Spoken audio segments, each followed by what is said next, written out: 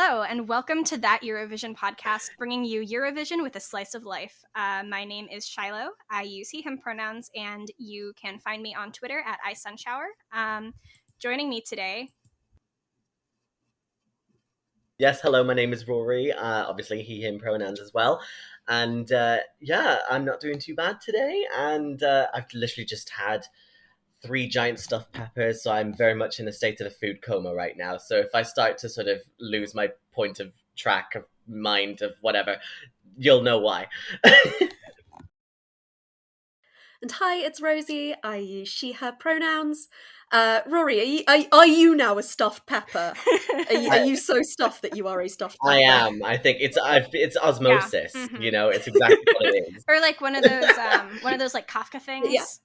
Where you like turn into a yeah. Oh my god. No. But that's not what we're here to talk about today. Much. Today we are here to talk about one of my favorite things about Eurovision personally, but this is really just me, the academia about the contest. So I have Rosie and Rory here with me today because all three of us have written in some capacity academic papers about the show.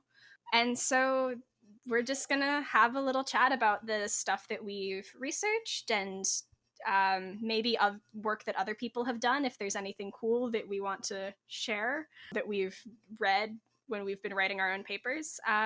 So my area of interest when writing about Eurovision is the intersection of Eurovision and international politics, which is something that is especially interesting right now. The first paper that I wrote about Eurovision was about actually the relationship between Russia and Ukraine in the contest and how those tensions are kind of played out on stage at Eurovision, even if they're not necessarily visible at other times. So, for example, after Jamala won in 2016, the whole fiasco that was Russia sending Julia Samoylova as a PR stunt and all of that. And so that was sort of my first paper was writing about that, but I'm interested in sort of the international politics portion of it more generally, like the way I'm sort of interested, I haven't written about this, but I'm interested in the way that Israel's participation in Eurovision affects the way that other countries see it and relate to it, both in sort of a more post-Holocaust 1950s sort of centric way, because Eurovision was created as a direct result of World War II, but also in the modern sense, in terms of its sort of national branding and its status as a really gay-friendly country and stuff, in the way that they advertise that through Eurovision. So that's sort of what I'm interested in. So I'm also in the same situation that I did my undergraduate degree basically in international politics, and of course that meant that I had to talk about Eurovision, and Eurovision was basically the reason that I got into the degree anyway, so of course it had to be something that I had to kind of pay tribute to. So I also sort of focused on the sort of idea of international politics, but so I did my dissertation on basically the title of it was Isn't It All a Bit Political? An investigation into the effect of identity politics and homosexualization into the contest. So it was looking at through the contest through 2 different lenses. So obviously, as well as Shiloh had been saying, of course, it's a big thing of identity, where you're coming from. That's a big thing of where Eurovision kind of plays into. Some countries don't really care where you come from, where you're going. For example, Switzerland, Estonia has also been sort of a regular sort of proprietor of that. Or on the complete opposite end of the spectrum, especially now with Ukraine, as again, you cannot have performed within Russian territory in order to take part in Vidbir. So of course that was a very interesting kind of idea to look through. And then, of course, obviously, when you're looking at it in terms of an identity politics kind of thing, you're looking at who's not being included. Is there a marginalized community here that is kind of more taking the focus of things? Or is it more of a case of, again, doing it for tokenism? And I did sort of talk a little bit about Yulia Samoylova in that as well, partially because of the whole PR stunt. And is it ableist to exclude someone from this? But she's not exactly in control of how she was going to be portrayed. It was a very, very interesting thing. And then, of course, the Eurovision Song Contest, I mean, at least in this country, in the UK where I am right now, it's very much seen as a pro LGBTQ, very much like centered around queer culture. And it's very much seen as a queer show, right? So I wanted to look at, where did this come from? Why did it happen? And do people still think that way? So it's still something that I'm really interested in now, but doing research at the time, it was so interesting, and to like look at the dichotomy basically. I'll go into it in a little bit more detail later, but I just had a great time with it. So yeah, that's pretty much what I'm into.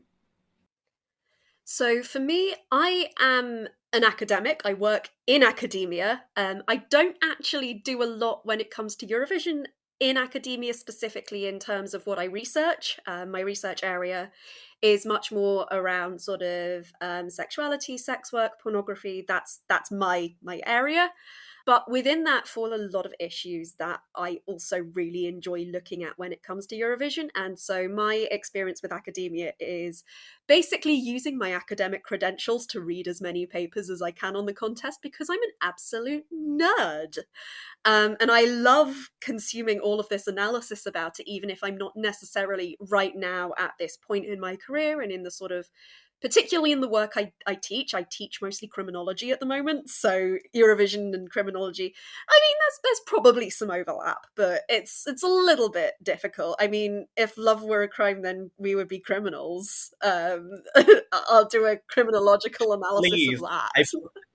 I I beg you to create a module where Oh, it's just absolutely. that, and you just go into the deep diving about polygamy, and that's Well, it. but you wrote that really great editorial recently too, right? That was sort of about the intersection of Eurovision and your like sex work Yeah, academia so research. I love combining my very niche little passions, and I love researching about things. I think for me, the way that my academic interests in Eurovision and what I tend to love reading about when it comes to academia, where they come together, is I'm very interested in portrayals of identity, but I'm also very interested not just in the sort of national identity aspect of things, but also individual identities. So I'm really interested in how things like queerness or neurodivergence or personal stories or identities, things like gender are portrayed on stage, things like that.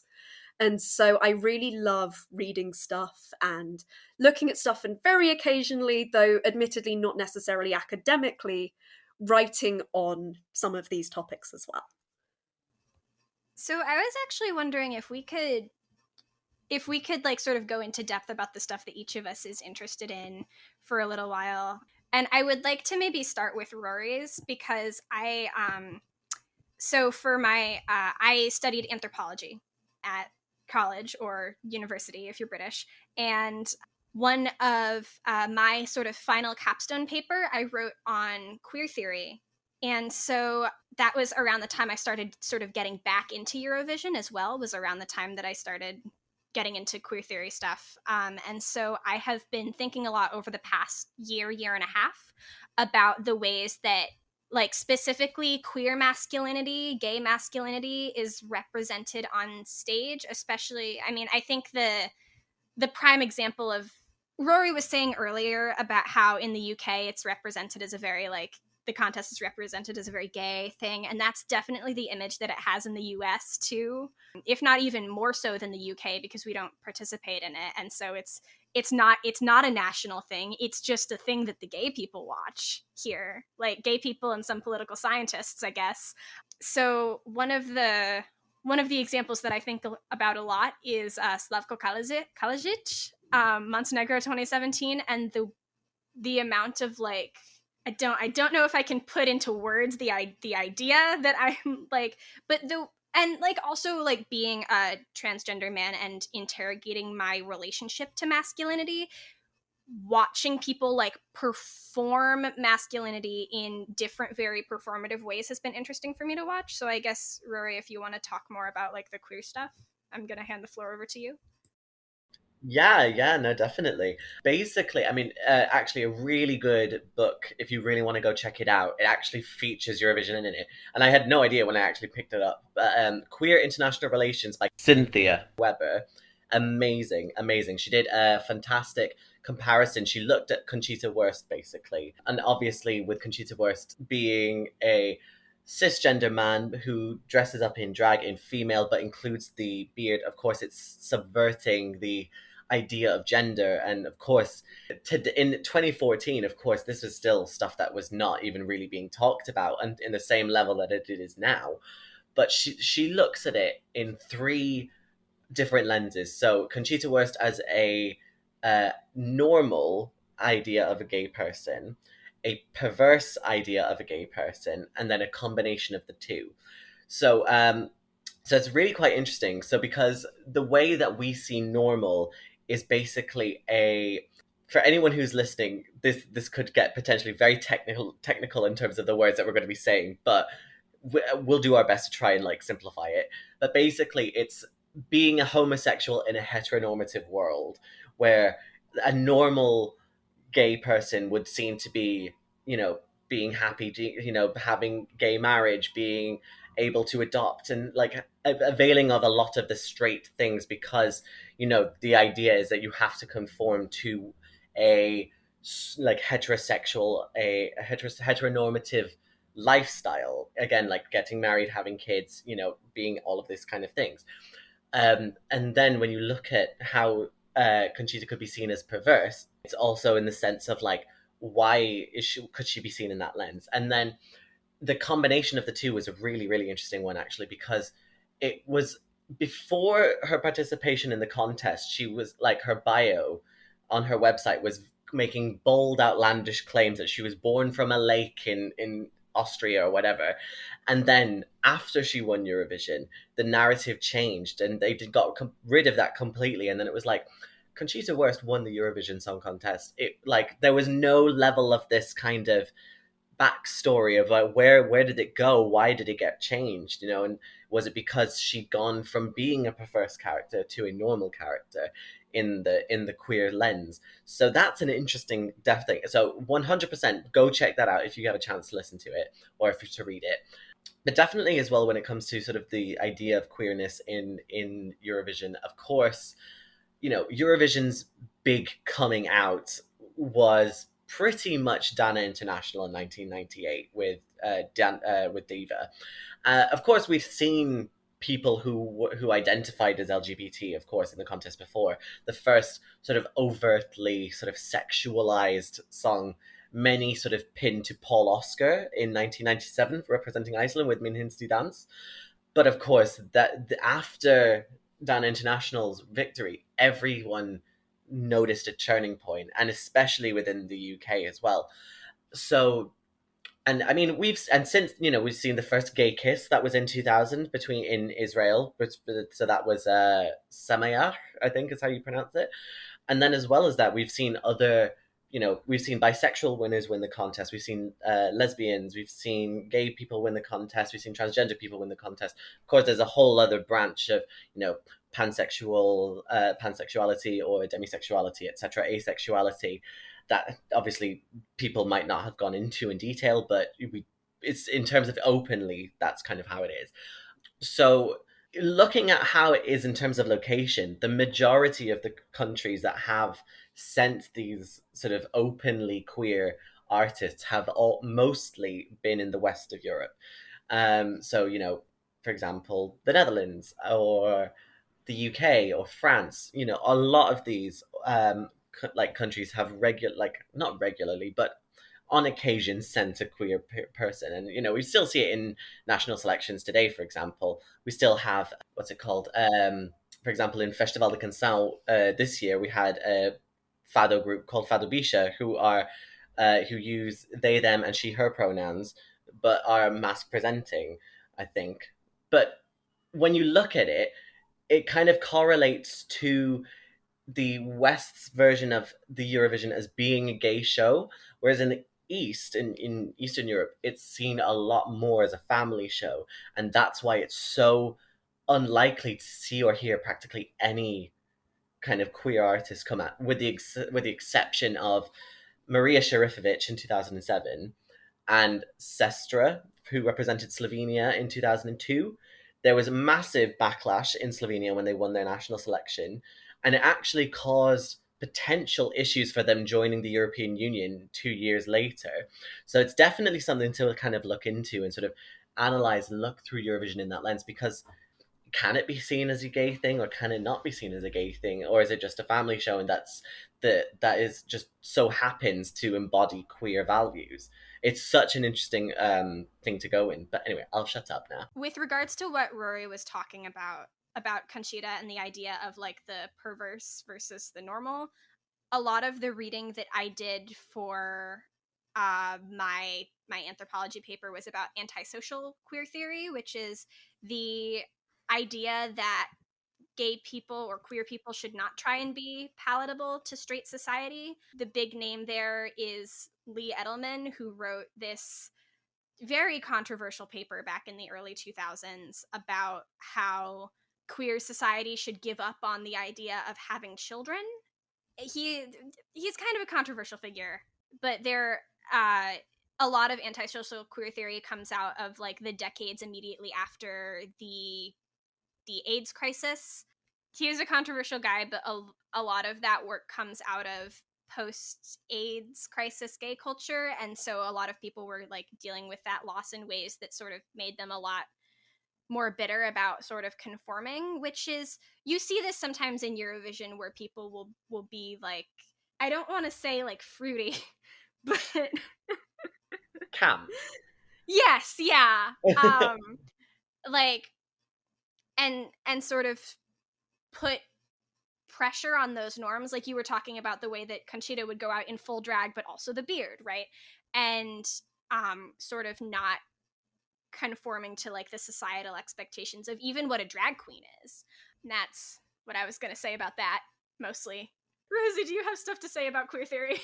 I mean, if you want another cool theorist who talks about this sort of anti-conformity stuff, one of the guys I did my PhD with, Alex Main, he doesn't look at Eurovision at all, but he sort of basically, in sexuality and queer theory academia, there's this idea of the charmed circle, which is a theory about sort of sexuality that society deems good and normal, and sexuality that society deems bad and non-normal, which is stigmatized and criminalized and all of that. And he basically redid that for the modern day and came up with these ideas of the homonormative and the homo-radical. And the homonormative is that sort of very conformist sort of queerness. It's monogamous marriage with 2 kids and all of that, whereas the homo radical is that very sort of anti-normativity perspective. So if you want another cool theory about that, there you go. Another academic I'd like to recommend, actually on the Eurovision side of things, who's also written quite a lot on this, is, I'm going to check her name, Catherine Baker. I had to check whether it was Baker or Barker. She's an amazing, amazing scholar. I love everything that she's done, honestly. She's absolutely brilliant, and she's also really involved when it comes to like the fandom stuff as well. You can follow her on Twitter at Richmond Bridge, is her username, but she's absolutely brilliant, and she's written one of my favourite papers, which is called The Gay Olympics, the Eurovision Song Contest and the Politics of LGBT and European Belonging. And again, it is all about how queerness and queer people are represented on the Eurovision stage, and it goes all the way from sort of 98, 97 and 98 with Pal Oscar and Katrina Leskanich and Dana International, all the way up to sort of, I'm going to have to check in the paper how far it goes up to. It's a reasonably recent publish. It goes up to 2015, so it sort of really covers that emergence of the contest as this sort of very queer, gay, LGBT associated thing in the West where she's writing, and it's absolutely brilliant. She's looking at all these really tiny little moments, everything from, as Rory said, Sestra's performance, Samiak's video, which has the first male kiss in a Eurovision video, all the way up to things like even the Swedish smorgasbord interval act where Petra Merde is like, "You may now kiss the groom," and it's two guys having a peck at each other's faces on stage, and it's all very, very wonderful. I still have a lot of love for that interval act as a whole. But yeah, all those really tiny little queer moments that are built up, and I think we're seeing it happen more, but also it's becoming more normalized. It's becoming less of a thing. I mean, recently we've had multiple participants from Eurovision come out as non-binary, so Roxanne. One of the members of Sister also is. Yes, I think they are the first non-binary person who is out at the time of their performance. Mm-hmm. Other people have come out later. Either way, it's still really awesome. And yeah, just the way that queerness is sort of becoming embedded in the contest. I mean, so many of our recent winners have been openly out. Duncan Lawrence, two of the members of Måneskin are both out. I mean, obviously Conchita. Even in the time since that paper was written, it's absolutely fascinating to me how much it's changed. And also, it's in this really weird position in that it's both much more normalized but also much more spoken about. So I mean, we have songs now that are very explicitly about queer identity and very explicitly about queer experiences. I mean, the first one that comes to mind to me from this year, and I know it's about other things as well, is Not the Same by Sheldon Riley. And yes, that is also about neurodivergence, and the way that the two of those themes combine as part of that song is thoroughly fascinating to me. But I think it is really awesome that we are starting to see that combination of visibility and normalization at the same time. And I do wonder how much that sort of representation might be contributing to people's attitudes in countries where these things are not quite so normalized, where there is still a much greater degree of stigma when it comes to non-heterosexuality and non-cisgenderness. Words were not happening then. And I would be really curious to find out whether that did have any impact on that, because representation generally is so important. And I mean, there's this whole thing about the fact that the contest is supposed to be this very apolitical creature, and the very representation of queer people on stage is still a very deeply political thing. And I think that that's really important to recognize. All of us are speaking from positions from countries where queerness is not necessarily thoroughly accepted and everything is brilliant and there's absolutely no more progress we need to make, but from countries where the contest itself does have that sort of queer link. And I think for countries where it has that more sort of family bias, I would be really curious to find out whether the very visibility of queer people as part of the contest does contribute to sort of individual changing attitudes, increased acceptance, or things like that. I think that would be a really cool thing to find out. Yeah. Very, very quickly, I have thoughts on like other things that you were talking about, like for example, like that the both of you have been talking about like transness and the fandom. But very quickly, in the way about the political thing, like first of all, if you get a bunch of countries together and make them compete, it's going to be political no matter what. And so anybody who tries to say this contest isn't political, it shouldn't be political, is wrong, because that's impossible. And because that the point of the contest was to like ease international relations, right? Like that it was a political thing to make Western Europe like each other. But in regards to countries where queerness is less normalized, there's another writer who writes things about Eurovision, Galina Mjažević, who she writes a lot about Eastern Europe in the contest, specifically Ukraine. And so I read a lot of her when I wrote the paper I mentioned at the top of the episode. And she made some really excellent points about how, especially in the early 2000s, succeeding at Eurovision was sort of seen as like being accepted by Western Europe and like being included as part of Europe, as opposed to just, oh, they were in the Soviet bloc, right? And so you would see a lot of this in like the Baltic countries, for example. But the things that you were saying, Rosie, make me wonder if like that is going to change because of the way that sort of societal attitudes around, like, in the ways in which Eurovision has changed, but also in the ways in which those countries' politics have started to diverge from each other after 20 years. And if that success is going to be less about ingratiating into the West in the future. What I think is kind of interesting, you've just kind of made me think of something. So so one thing about, and this is also kind of again within the idea of Ukraine, but um, very much, you know, when it comes to politics, of course, you know, Eurovision is of course going to be political, but it even extends as far as the junior contest, right? So obviously, Kyiv hosted Eurovision in 2005, and then ahead of them hosting Junior Eurovision in 2009, we had Annie Lorak and Timur Miroshnichenko like hosting the show. And in a backstage interview with Junior Eurovision.tv, Timur actually said that, you know, like hosting shows like Eurovision and Junior Eurovision for them is a step towards joining the EU, because it demonstrates their own willingness to conform to Western values, which is incredibly interesting because, I mean, we all know that Eurovision is basically an element of soft power. So for anyone who doesn't know exactly what soft power is, it's sort of using means of persuasion and sort of not brutal war or propaganda or anything like that. It's more sort of using a bit more persuasion, what light propaganda, I think was the right way of sort of saying it. But again, you know, creating through this international lens, I think is really interesting.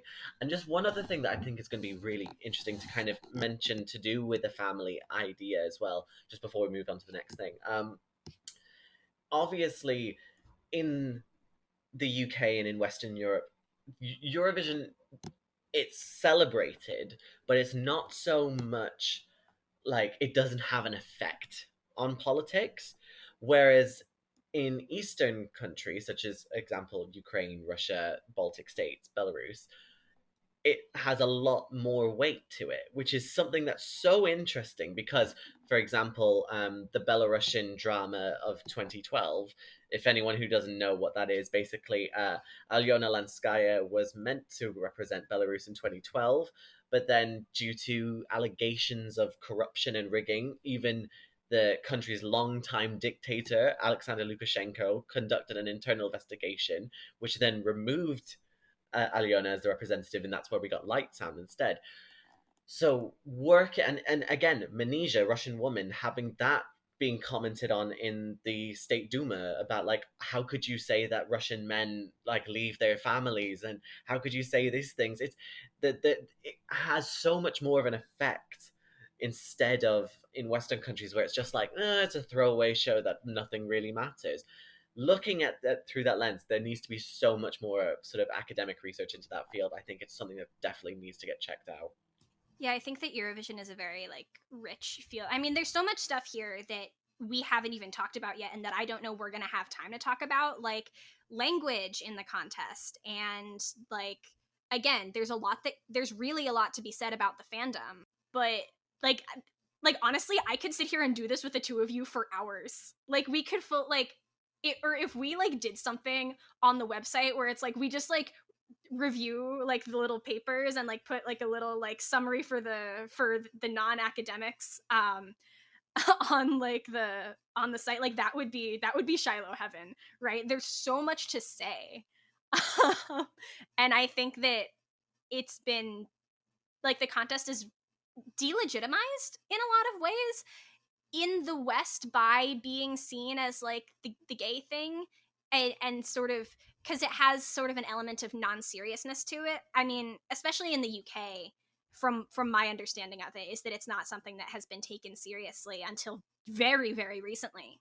And we talked about that on the UK episode. All three of us were there. which you can listen to on Spotify and Apple Podcasts. Yes, thank you for the plug.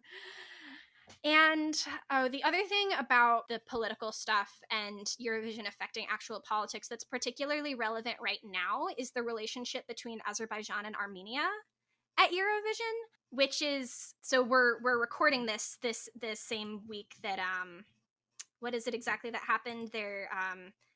There has been some military action between Azerbaijan and Armenia.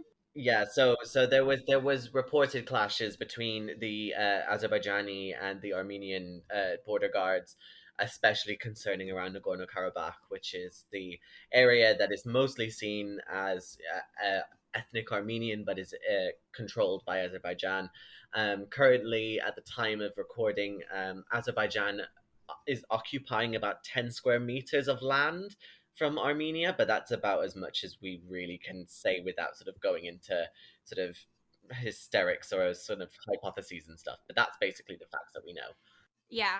And so, like Russia and Ukraine, Armenia and first Turkey, later Azerbaijan, have conflicted a lot on the Eurovision stage. Like, you have, in 2016, my first year watching, Iveta Mukuchan has the flag of Nagorno-Karabakh on stage with her, and that was a whole controversy. Armenia sending Face the Shadow in 2015 for the 100th anniversary of the Armenian genocide, things like that. Like, that's also a very rich ground for academic work and something that's very relevant right now in terms of like things affecting like actual politics. And I think it's kind of fascinating that there seems to be this one, so there's a lot of controversy over Face the Shadow as this song that is ostensibly about genocide, even though it kind of tries to hide it a little bit, when the same year we got N'oubliez pas, which is about the First World War. So why is it? So I actually didn't know that. yeah. It and the title again means "don't forget." So why are we having controversy over this one song and not over this other, when they are, for on the surface of things at the very least, without touching on the sort of modern day geopolitical situations, they're about the same thing with the same sentiment and the same message? There's definitely a double standard there, and this is coming to mind another thing that we're probably not going to have the time to talk about today, which is like sort of ethnic minority in Eurovision, which is like, again, I like, we could do like 5 episodes about this and still have more to talk about.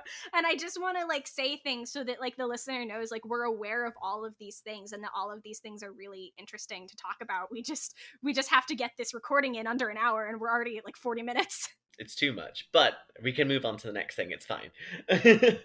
Is there stuff that, Rosie, you want to go into more about like the intersection of Eurovision and your research, or like stuff that you've read and liked? I know that you just put out that editorial a few weeks ago, but if there's anything that you want to like say on mic about that? I mean, I'm more than happy to talk about it on mic. I mean, it's such a niche and specific topic that it is very much me just sort of analysing and putting my thoughts from my sort of lived experience and my academic experience and my sort of activist experience as well, and combining them all to analyse like 6 songs, basically.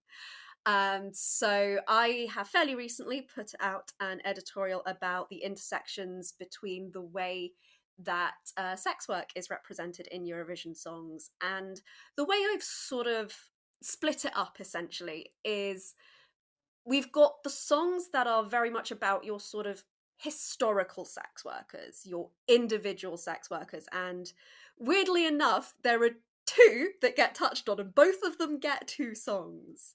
So we get Matahari, and that was really the first instance of sort of sex work representation in Eurovision, from Ann-Karin Strom from Norway in 73, I think it was.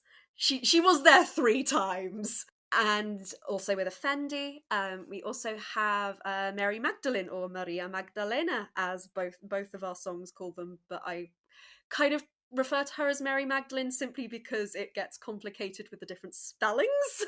But we have that from Doris Dragovic. And also, you know, like we're we're English speakers Yeah. recording a podcast in English, right? I mean, I love Maria Magdalena as a name. It's so much nicer than Mary Magdalene. But yeah, we've got Doris Dragovic, and we also have Tony Vegas. Both of those come from the 90s. And it's kind of fascinating to me how in both of them, they're kind of used as these sort of figures and idols of feminine power, essentially. And their sex work kind of isn't really touched upon, but it also is. Mary Magdalene is particularly a really interesting case because the entire myth that she was a sex worker was started by one pope, who apparently misread the Bible at one point. And so it's really fascinating to me how, yeah, the Catholic Church at this point doesn't really go with the canon that Mary Magdalene is a sex worker, but also the idea that she is now so embedded in our sort of cultural narrative and imagination and popular culture that her name does bring up those sort of connotations, that she is this sort of fallen, evil, sinful woman who is in some way redeemed through following Christ, essentially, as part of the Bible. And it's really fascinating to me how they get sort of idolized as part of being these sort of very sexual beings and these powerful sexual beings. At least two of these songs basically sound like hymns. They're worship songs. Strom's Matahari and Vegas's Maria Magdalena both sound like they are worshipping these women. And the Matahari ones particularly fascinate me because she's really seen as this very powerful woman who uses her sexuality as a way to get what she wants. She's seen as she is really idolized, and looking into her actual life story, it's really interesting how again she's sort of become this mythologized figure. She's very much like, what we tend to know about her is she was this exotic dancer who turned into a spy and was ultimately executed as a result of that during the First World War. And actually what you find looking into her backstory is that actually she was becoming an exotic dancer because she's just left a very, very bad marriage and had young children that she had to provide for, which really fascinates me because it's so similar to the sex work narratives we see nowadays. And also, there's a lot of debate amongst sort of historical sources as to whether she actually was a spy or not. Like, she had a very sort of powerful position because she was Dutch during the First World War. Considering that the Dutch were neutral, she was able to move very freely between France, Paris, where she was living, and other countries. And so it's whether she was actually spying or whether she was simply sort of caught up in the politics of the time, essentially. So yeah, that's one aspect of it. The second bit is this idea of sex worker victimhood, and this is your pretty standard everyday sex worker narrative. Your sex worker as being somebody who is heavily victimized, who is at the absolute lowest points of their life. And we really see that in Love Is On My Side, which is Portugal's entry from 2021. And it really saddens me because I love the melody and I think it was staged so beautifully, and I just can't cope with the lyrics. But it really does reinforce a lot of these really normative and uncritical sex work narratives that a lot of sex workers themselves say are really damaging. They basically reinforcing us as people who completely lack agency, autonomy, or even have any degree of like niceness in our lives in any way. It feels very disempowering. And also for me, that song really kind of fascinates me in terms of how it was created. The song is based on a specific person that the band met when they were in Amsterdam. And I find it really interesting, this idea that we see it all the time in the media that sex worker stories are very often told, but they are also very rarely told by sex workers themselves. They are so rarely given an opportunity to speak about their experiences on their terms. And I think Love Is on My Side it's yet another example of that sort of thing. And I think looking through musical history and musical canon particularly, we really see so many of these examples. Roxanne by The Police, the A-Team by Ed Sheeran, which is a song that makes me weep inside slightly. We see it constantly throughout our sort of cultural narratives, and I think it's really important to step back and think a little bit about who is telling these stories and who has had input into telling these stories. I'm not someone who thinks that only sex workers should be able to tell sex work stories, but at the same point I do think that sex workers should have input into how their stories are told, essentially. And then our other one from 2022 is Stripper by Achille Lauro. And this is much more of a sort of empowerment narrative. This is much more about this idea of using the figure of a stripper as somebody who fucks with gender and, again, is very confident, is very powerful. And this one really fascinates me because, and I actually do need to go back in at some point and edit this because I've now seen some stuff from other interviews that I want to work in there as well, because the figure of the stripper and seemingly this sort of client figure almost in a way are they're completely fucked about in terms of gender. The performance itself is thoroughly gender fucky. And it is very much seen again as this sort of empowerment narrative. And I do a little bit of a comparison with Cicciolina from UMK 2020 as well, which has a very similar sort of narrative. And yeah, it's basically talking about it's I know it's difficult to get nuance in a 3-minute long song, but it is talking a little bit about how these representations feed into the different narratives we have about sex work and how they hide and obscure sex work in the same way as they portray it as well. And basically, it's my little nerdy corner. It's things that I love and find interesting, and it's the nichest thing I could possibly write, but there you go. I think that there are more niche things that people could talk about in Eurovision. I'm not sure what they are, but I'm sure they exist.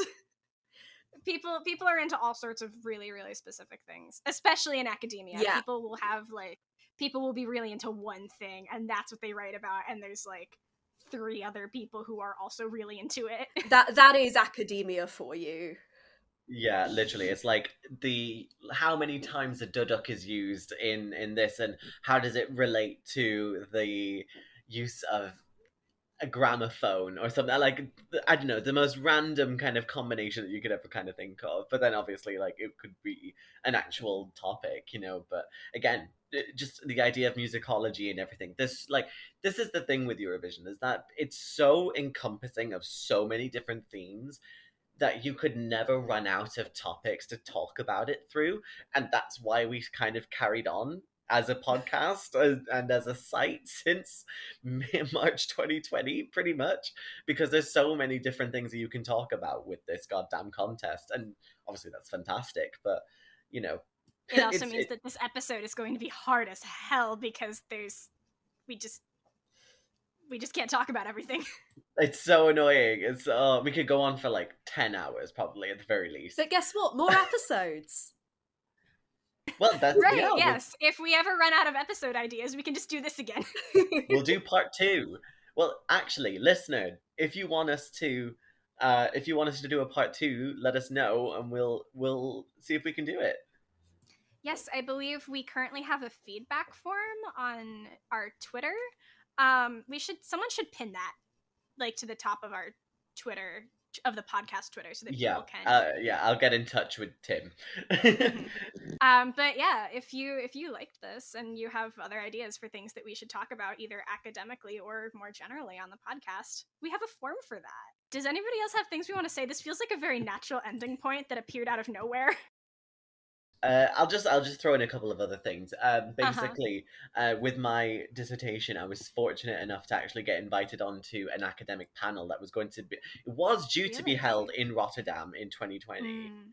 but then a certain coronavirus decided to show up and completely ruin things. So instead, it was held virtually for the next year. But again, so fantastic to connect with so many different Eurovision scholars. I mean, you think that there's only like one or two, but actually there's a whole host of them.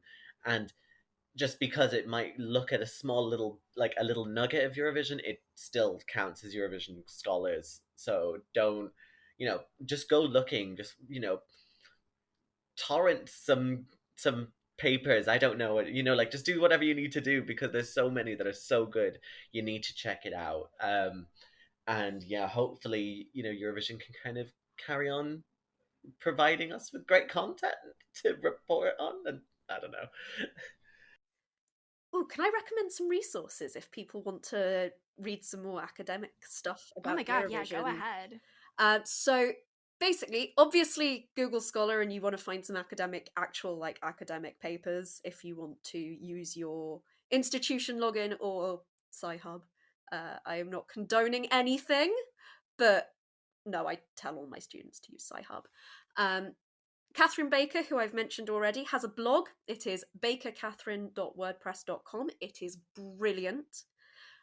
She's fairly recently published a blog. Actually, it was published just before the first semi-final of this year's contest, called "Even If All Roads Are Destroyed: How Ukraine Put Itself on Eurovision's Mental Maps from 2003 to 2022." And it's brilliant. It goes through everything about Ukraine's history with Eurovision, and it's so interesting to look back on, especially with what happened in Turin this year as well. But also her other posts are brilliant. I'd also like to recommend a site called ESC in Context, which again is about those sort of long form analysis pieces about the contest generally. And also, if you have anything that you love and want to write about, they also accept like guest submissions as well. But there's some of my absolute favorite pieces on there. There's a great one called Chisinau to Bucharest, Moldova on the train from east to west.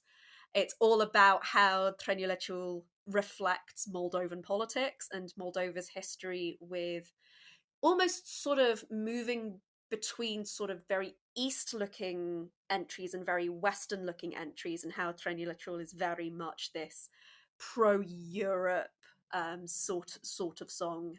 It's brilliant.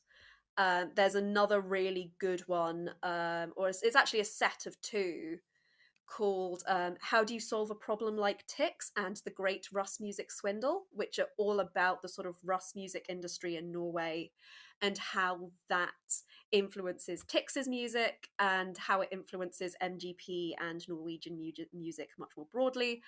If you don't know anything about the Rus, it's Come on, Rosie. Everybody who's into Eurovision has seen at least one season of Scum. Don't you know that? I'm officially a failure. Yeah, I'm afraid I might also have to chuck in on that. I originally got into Eurovision around the time that the original series was airing, and I know that Yannick also on the team. We were friends before and also got into it at around the same time. And the Russabus is a big thing in that show. At the time, it felt like all of us were watching it, but like, we at that time, not a lot of us had really gotten to know very many people yet. It was like a Discord server of maybe like 50 people, and that was it. They're great pieces, if not slightly depressing occasionally. But yeah, ESC in Context as a whole, as a website, is also brilliant for those real sort of long form think pieces. There was also a YouTube channel I wanted to recommend. I first of all really like ESC Clarinet Moon's stuff on sort of music theory. So if you're really into the theory side of stuff, I highly recommend his videos. Overthinking It is brilliant as well. does it. I love overthinking it. They're so great in terms of their content. They did amazing when they tried to like deconstruct Incorpore Sano. It's an amazing kind of. It's a 4-part kind of. Well, I mean, in the video it takes it on through 4 parts. As in like her as an artist, her in like again sort of as a hypochondriac, the general pandemic anxiety. It's really really good. Although I will say that they do kind of bash Jamala unnecessarily sometimes, but I mean that's just Many Euro from a fans Jamala do. fan, but you know. Rosie, do you want to actually explain the Rus thing very quickly? Because I made the joke about Scam and then it got lost, but you were about to explain it for people who didn't actually know. I will very quickly explain the Rus thing. So the Rus is a thing that happens when students leave basically high school in Norway. It is I think it's a week full of giant parties, and they have basically gotten increasingly more and more extravagant and elaborate. And one of the things that a lot of schools or even sort of groups within schools will do is they'll commission artists to write songs specifically for them. So it's an incredibly lucrative industry, but there's also a lot of criticism of it in terms of the songs being very sexist, quite slut shamey. There are sometimes some kind of racist undertones in them. The ESC and Context articles both go into these really well. But yeah, it's basically it is a celebration in Norway for high school students that is also facing quite a lot of critique at the moment in terms of the sort of cultures it perpetuates and how that can be sort of changed and things. So yeah, it's very cool. The YouTuber name is JD Casewell. It is very very good, and I hope to see more from them soon. All right. Well, thank you for those recommendations. I personally will be looking those up. The listeners don't know this because we don't record video, but Rosie and Rory saw me running around looking for a pen and paper to take notes while we were recording. Yeah, so that brings us to the end of another episode of That Eurovision podcast. I'd like to thank Rosie and Rory for joining me for this really fun discussion today. I haven't had fun like this since my senior capstone seminar. And yeah, don't forget to follow us on social media at That Euro Podcast on Facebook, Twitter, and Instagram, and to also follow our parent site, That Eurovision site, for the latest Eurovision news at That Euro site on Facebook, Instagram, Twitter, and TikTok. Or you can go to our website, thateurovisionsite.com. That is the website, right? I'm not getting it wrong? It Okay. is, don't worry, yeah. Yeah. Bye.